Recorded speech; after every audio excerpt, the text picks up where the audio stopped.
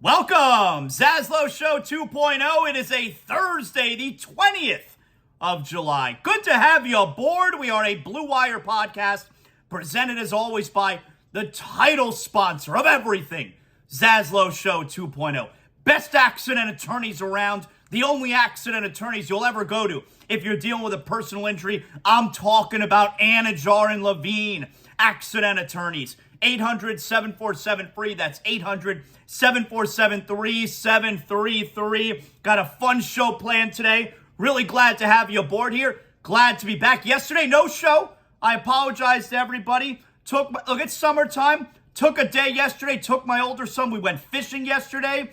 No Guggen, but not a great day out on the waters, all right? We got a few fish. We were able to come home. I cooked them up last night real nice. I like making fish sticks. When I bring home the fish, I like making fish sticks. So we brought home enough for dinner time, but overall, not a great day out on the high seas, all right? And my older son, he got a little bit on the seasick side. No barfing, but a little bit on the seasick side. So that kind of hampered the trip a little bit. But did some fishing yesterday. Summertime, you know what I'm talking about. So apologize, although not really for no show yesterday. But we're back at it today. That's right. Hey, we're going to be talking to WWE superstar Zoey Stark is going to join the show today. She's got a whole feud going on.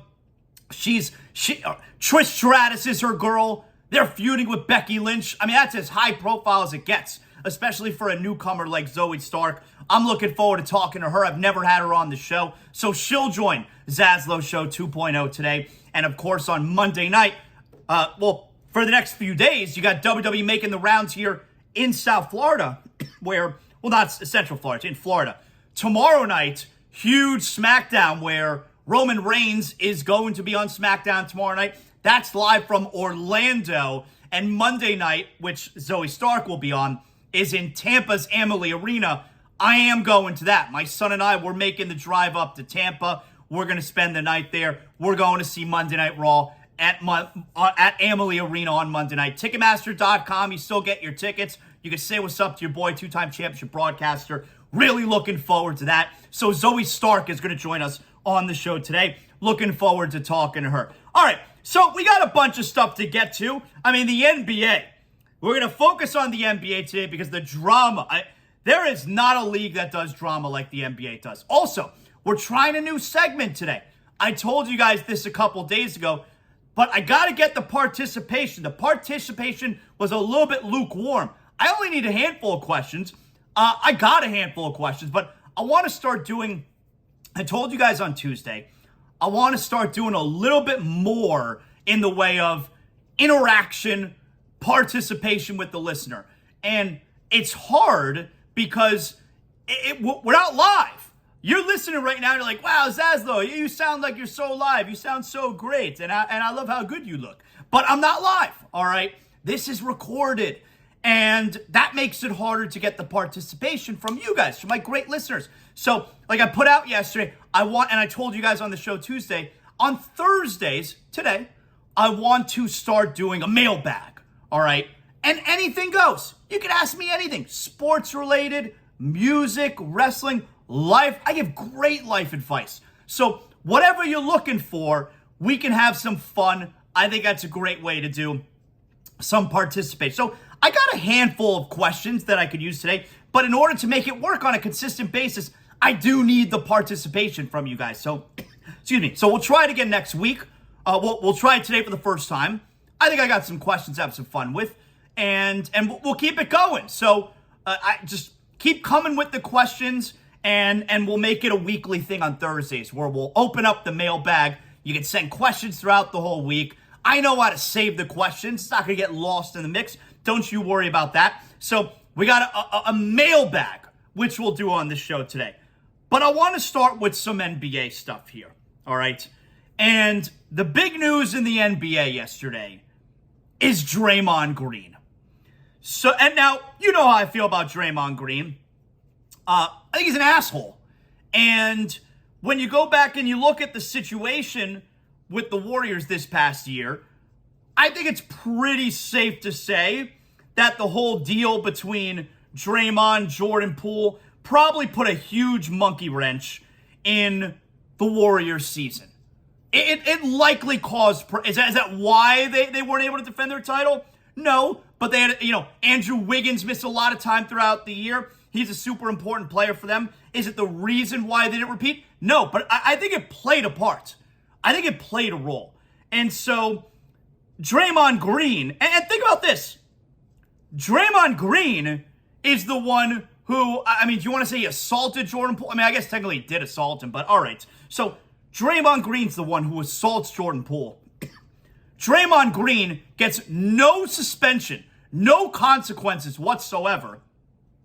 And the end result is Draymond Green gets paid, Jordan Poole gets traded. Jordan Poole did nothing. And, by the way, now, ZASLOW, he may have done some stuff behind the scenes that we didn't see on camera that led to Draymond Green doing what he did, which we're going to hear from Draymond. He was on the Pat Beverly podcast, and he alluded to a lot of that. But we're talking about violence, all right? We're talking about a violent act, So none of that came from Jordan Poole. And Jordan Poole ultimately is the one that got punished. Jordan Poole's the one who got assaulted. And again, I think it's kind of a weird word to use because this kind of stuff does happen sometimes on teams.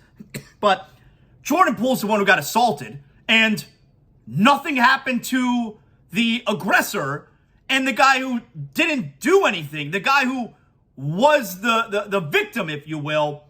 He's the one who got punished. He got sent away. And so anyway, I want to give you here, this is Draymond Green. This is from the Pat Bev podcast.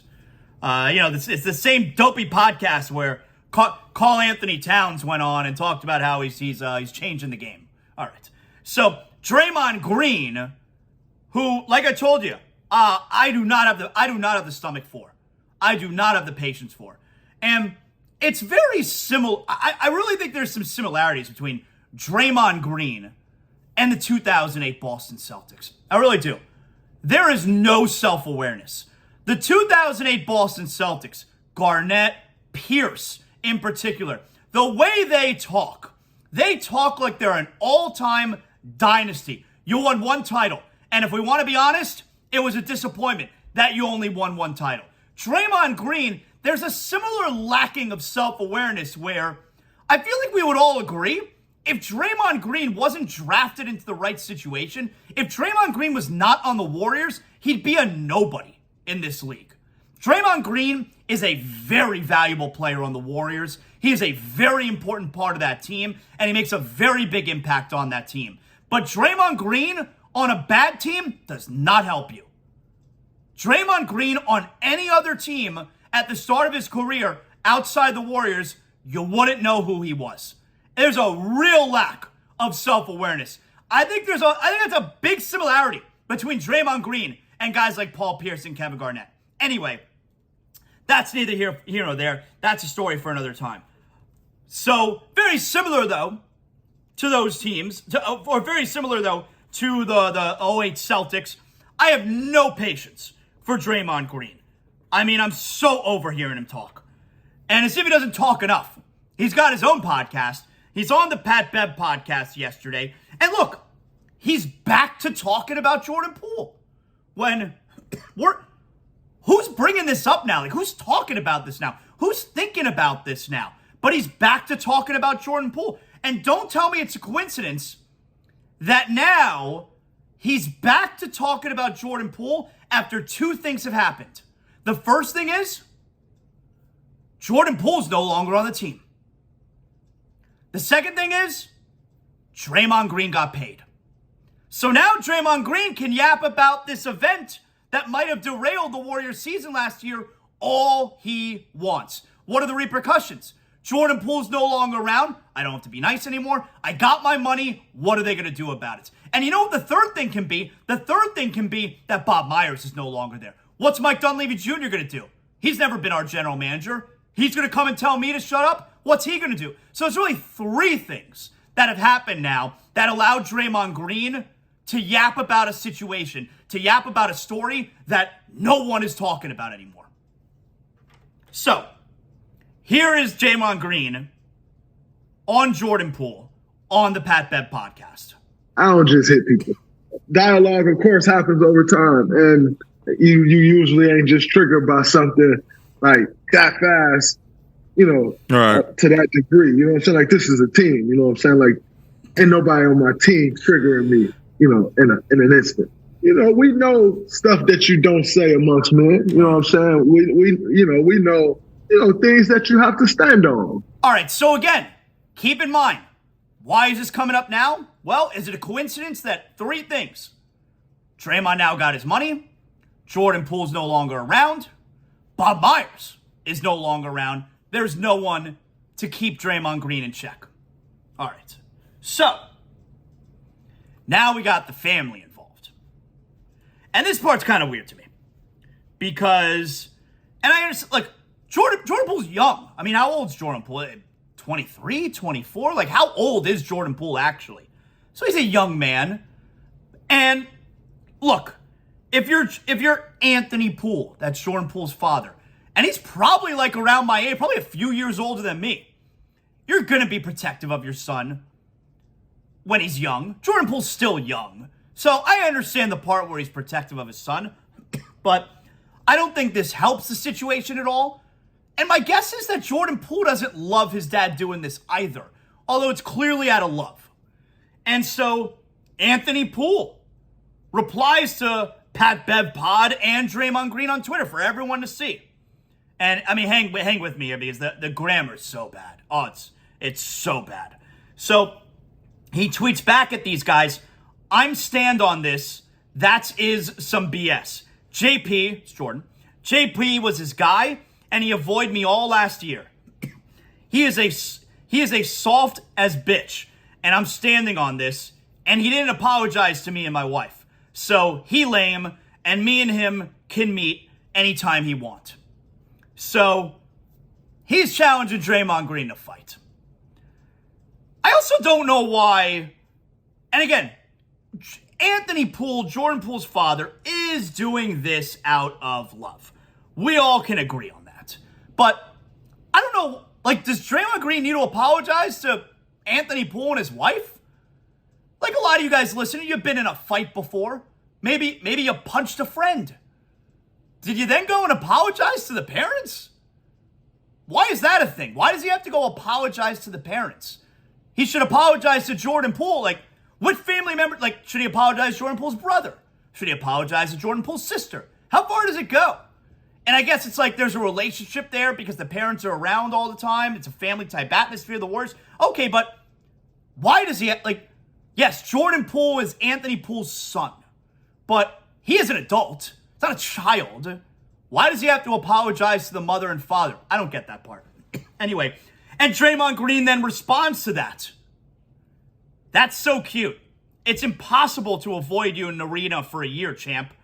I get my family from that family room every game.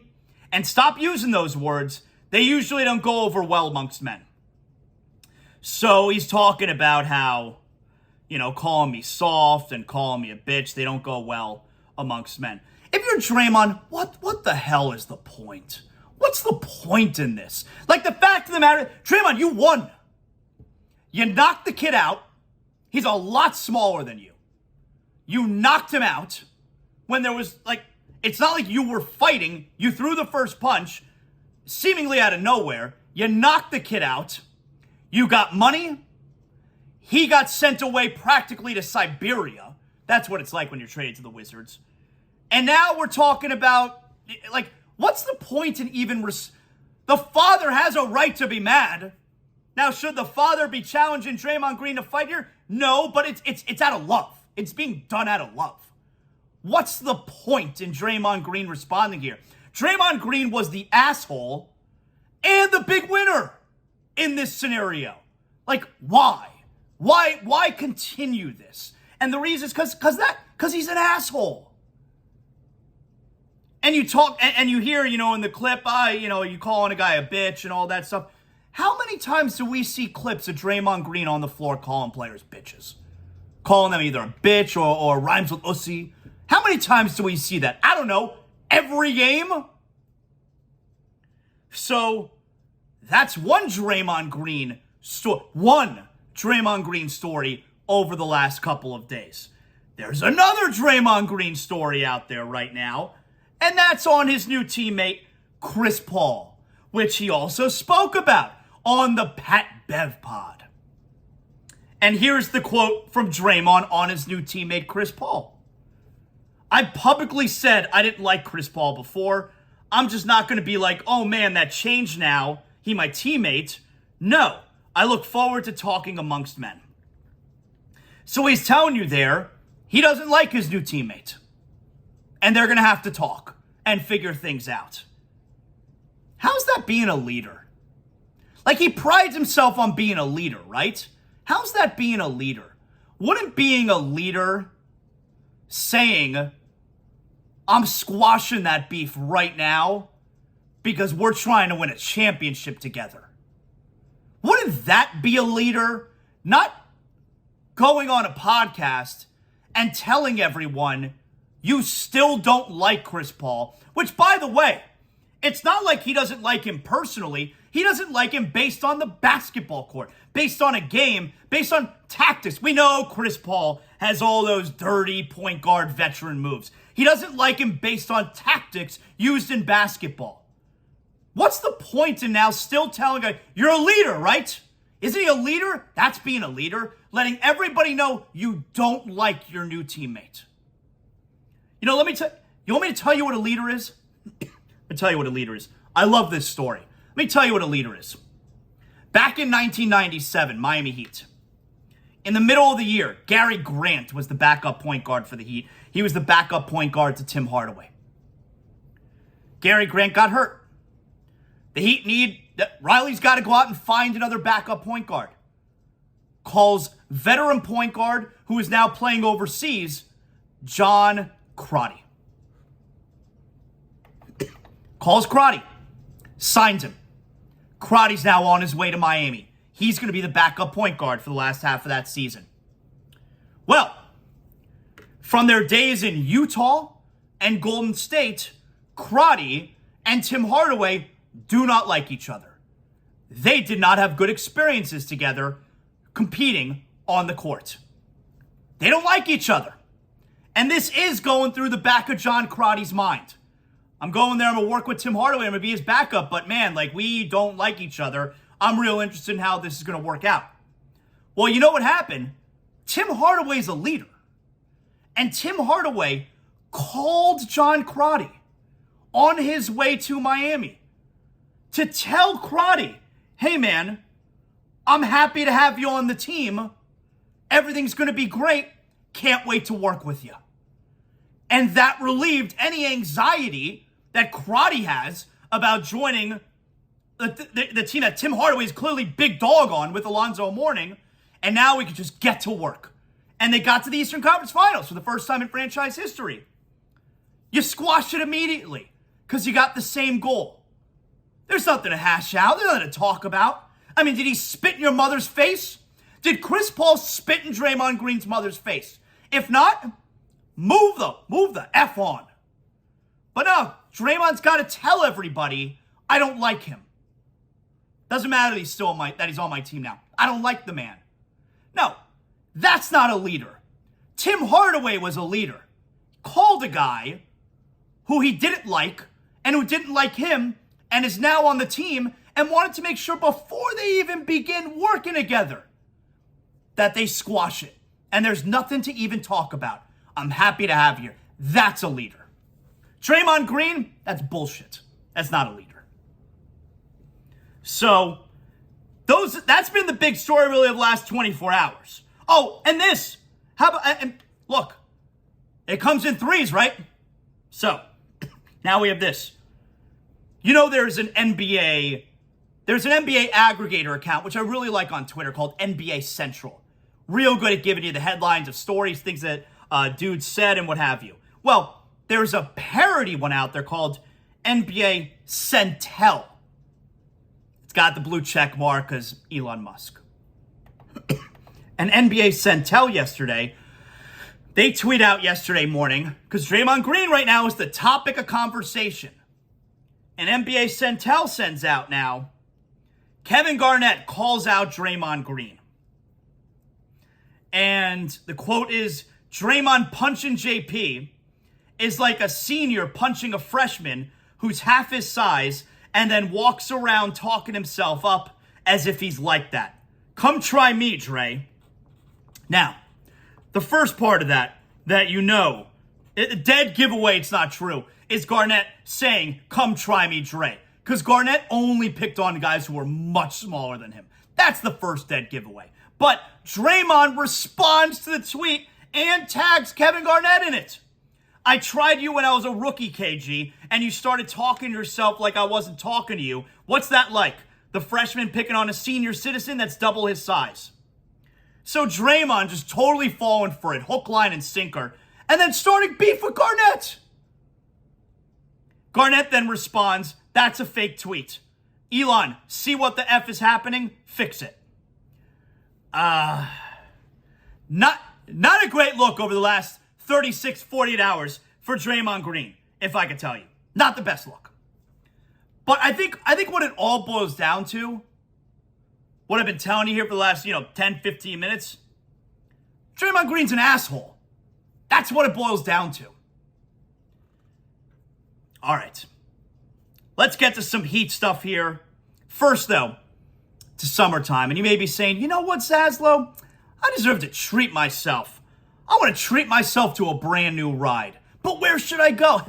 That part's actually easy, guys. If you're in the market for a new car, you can't decide where to go, I'm sending you to the only car dealership I personally endorse, North Fort Lauderdale Subaru. That's right, guys. North Fort Lauderdale Subaru, you'll walk in the showroom doors, you let a member of their friendly sales team navigate you in the right direction. Whatever you're looking for, an SUV for the family, maybe something simple to get to and from work. North Fort Lauderdale Subaru carries the widest inventory of newest Subaru models on the market, from the Outback to the Crosstrek to the Forester to the Ascent. North Fort Lauderdale Subaru has the perfect model for you. North Fort Lauderdale Subaru, South Florida's newest and technologically advanced Subaru dealer. Shop over 1,000 vehicles from your home right now. NFLSubaru.com. North Fort Lauderdale Subaru, conveniently located on North Andrews Avenue, just north of Cypress Creek Road, the building you know and the place to go. NFLSubaru.com, North Fort Lauderdale Subaru. All right, I don't really have anything on the Heat here today, but I do want to mention we're talking about stuff that gets aggravated, stuff that gets aggregated. And I think this may have been from NBA Central. Yeah, see, here's a good example. This is from NBA Central yesterday. The Athletic's Zach Harper. We like Zach Harper. He comes on our show. The Athletic's Zach Harper ponders the possibility of Miami pursuing Joel Embiid and reuniting him with Jimmy Butler. Okay, let's read the quote here. This is from our pal Zach Harper.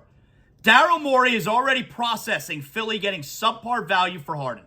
However, a trade for Embiid, as awful as that might sound, is eased by Miami offering Bam Adebayo, a versatile 4-time All-Star, I think he's a 2-time All-Star, and 2-time All-Defensive selection. Maybe those two are maybe those are reversed. Anyway, an Adebayo-centered trade package to reunite Butler and Adebayo could be an easier pill to swallow.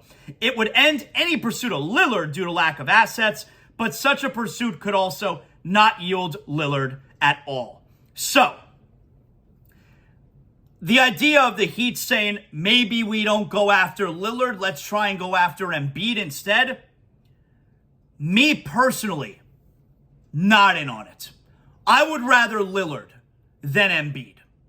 I would rather Lillard than Embiid for two reasons. I would rather Lillard over Embiid because you're adding Lillard to Butler and Adebayo. When with Embiid, Zach's right. There's no way you get Embiid without giving up Bam. So, I'd rather Lillard, Butler, and Adebayo than, let's say, Hero, Butler, Embiid. That's for one. Number two, and this is me. This is a me thing. This may not necessarily be a you thing. But I'm not win-at-all-cost guy. I do think Pat Riley's win-at-all-cost guy. I'm not win-at-all-cost guy. And what I mean by that is I want to win, but I want to win a certain way.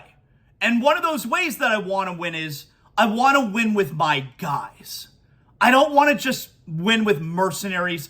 I don't want to win with plucking a guy here, plucking a guy here, plucking a guy here. Let's roll them out there. I'll learn to love them. Let's win. I want to win with my guys. I want to win with Butler, and I want to win with Bam. I want to win my way. I'm not win at all cost guy. And I think the Heat can win by adding Lillard to those two guys. I want to win my way. I want to win with Bam. I want him on the team that wins. I want him to be rewarded for what he means to this team and for what the team means to him. I don't want to trade him to then win a championship. I want him on the team. That's me. That may not be you, but I'm not win at all cost guy. And I think the Heat can win with Butler and Bam. Will they have a better chance of winning with Embiid instead of Bam? Maybe. But that's not how I want to do it. I want to win with my guys. I want to find a way to win with my guys. I'm not win at all cost guy. So I'm for Lillard over Embiid if we're talking about a monster trade. And look, if you feel differently, I totally get it. And this is also why I'd make a terrible general manager. Because I have such a hard time trading some guys. I'm too emotional. I get too attached. But I'm also not win at all cost guy. I want to win a certain way. And one of those ways is I want to win with Bam. And I want to win with Jimmy. Hell, I want to win with Tyler. But you got to give something to get something. And that's why I'm okay with moving Tyler Hero for Damian Lillard. I'll sleep just fine. I'll be all right. I would have a hard time digesting. Like, ZASLOW, if the Heat added Kyrie Irving to the team and it gave you a great chance of winning a championship, would you be okay with that? I would not. I'm not win at all cost guy. I would not be okay with Kyrie Irving on my team to win a championship. I don't want to win that bad. I don't want Kyrie Irving on my team. I don't want to root for him. I wouldn't want Kyrie Irving on the Heat if they were able to add him for nothing. I don't want to win that way. I don't want to win with him. And while I'd have no problem winning with Embiid, I don't want to win with Embiid in place of Bam. I want Bam, I want Jimmy on the team that wins. I'm not interested in sacrificing one of them in order to win. That's me. Would I feel differently if the Heat have never won a championship, if I've never experienced that as a fan / two-time championship broadcaster? Maybe I'd feel different. Maybe I would. Maybe. I don't know. But I can only tell you from my experience here. And I'm not win at all cost guy. All right.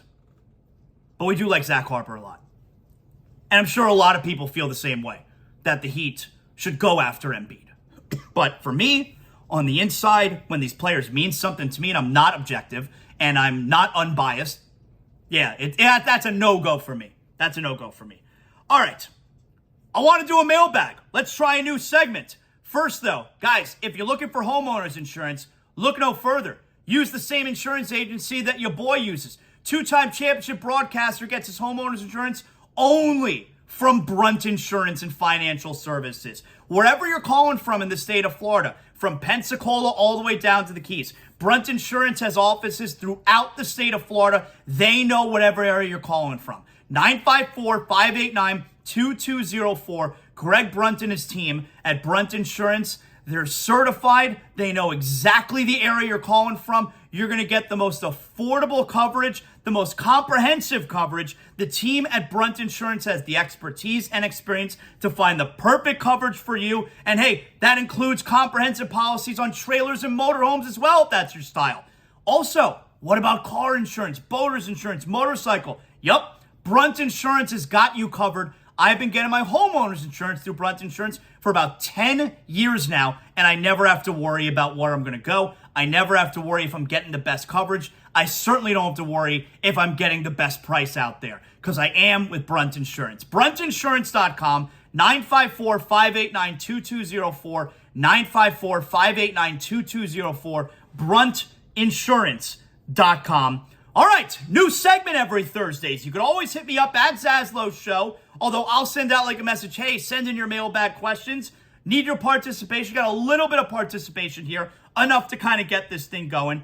Let's do a ZASLOW Show 2.0 mailbag. All right, here we go. So first question here, first up, this comes from Daniel. Daniel's asking, share your Mount Rushmore of Miami Heat moments of all time. This is a very difficult question. Very difficult question. But I got 4. And there's going to be some left out that you can't believe. But this is my 4 Mount Rushmore moments. All right. My all-time favorite Miami Heat moment is Shane Battier's Game 7 performance in the 2013 finals. That's number 1 for me. We're not going to rank them because that's not what Mount Rushmore is. But I can tell you, and I've said this before, and I've told Shane to his face, all-time greatest Miami Heat experience for me, moment for me, Shane Battier's Game 7 performance in 2013. That's number 1 for me. All right, the rest of the Mount Rushmore here. Number 2, again, this is not in order now. That was number 1, but this is not in order. Number 2, Dwayne Wade, Game 4 at San Antonio, 2013 finals. Must-win game for Miami. They're down 2-1. Wade was hurting. He was not having a good series. Heat got blown out in Game 3, and that was the game where I think he had 27, huge second half. That was the game where Wade did the Euro step-through, slam dunk, where it was like, we didn't even know if you could dunk anymore. Your knees are so bad right now. Wade was amazing that game. The Heat ended up smoking the Spurs. They only needed 1 game there in San Antonio to bring the series back to Miami. And then, of course, they won games 6 and 7 as they were down 3-2. But they don't win that series if they don't tie it up 2-2. Dwayne Wade's performance, Game 4 at San Antonio 2013 finals, that's on my Mount Rushmore. Another one that's on my Mount Rushmore, LeBron, Game 5 against the Celtics, Eastern Conference semifinal 2011, where LeBron ended the Celtics season. It was the Heat were up 3-1. Game 5 here in Miami, the Heat are trailing 87-82. You get a huge three-pointer with about 5 minutes left from James Jones to cut it to 87-85, and then LeBron went crazy, spearheading what I think was a 16-0 run.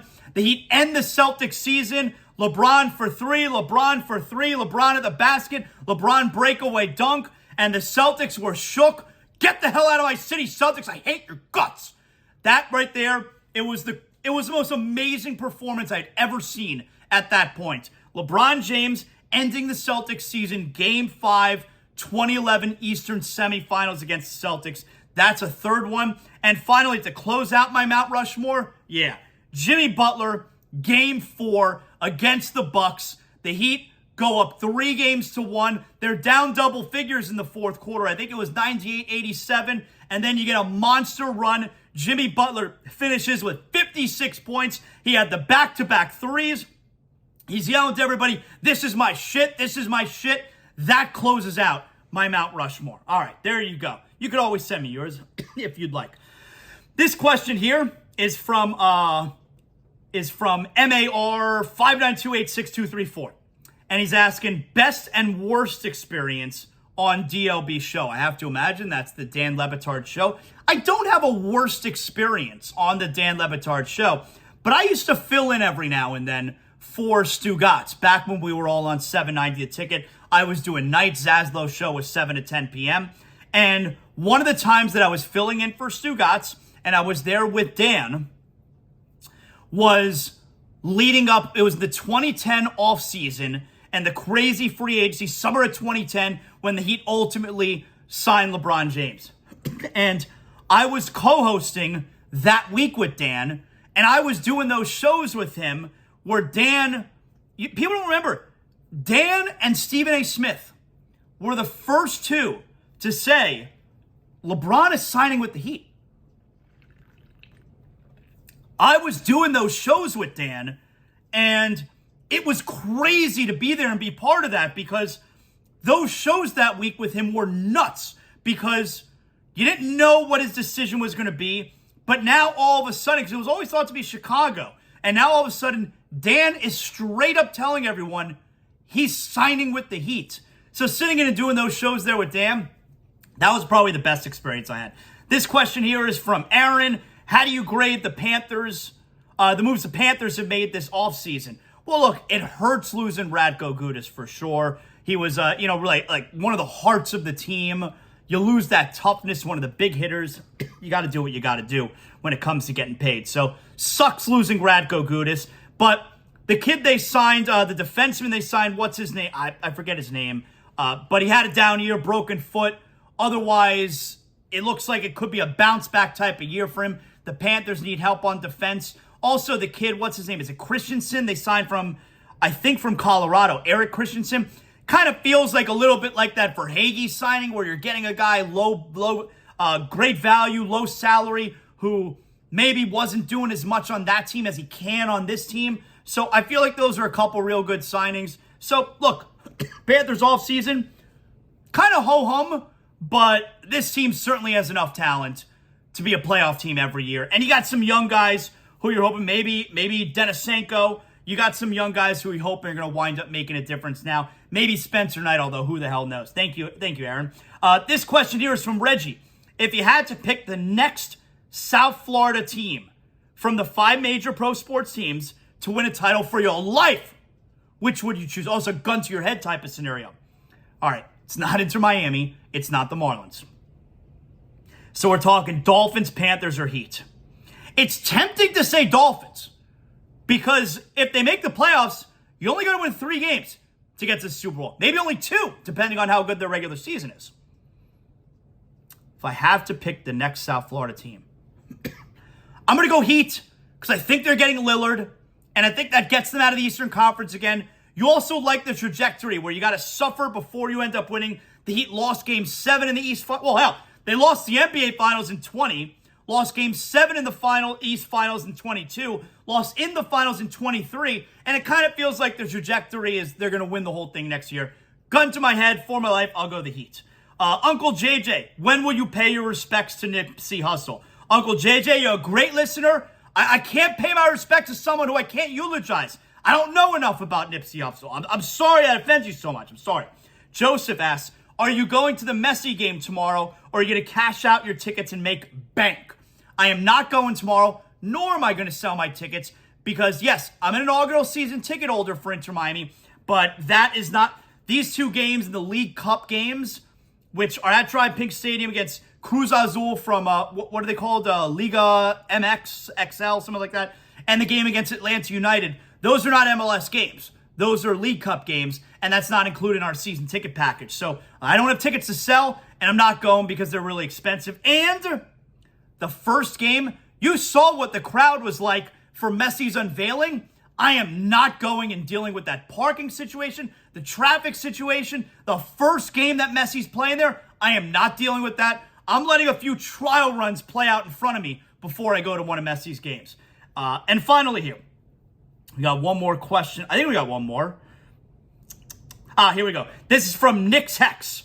Says, if you could pick the next team to win a title from any of the 5 major teams in South Florida, which would you choose? Okay, so this is if I had my choice. Now, the Heat are always going to be my favorite.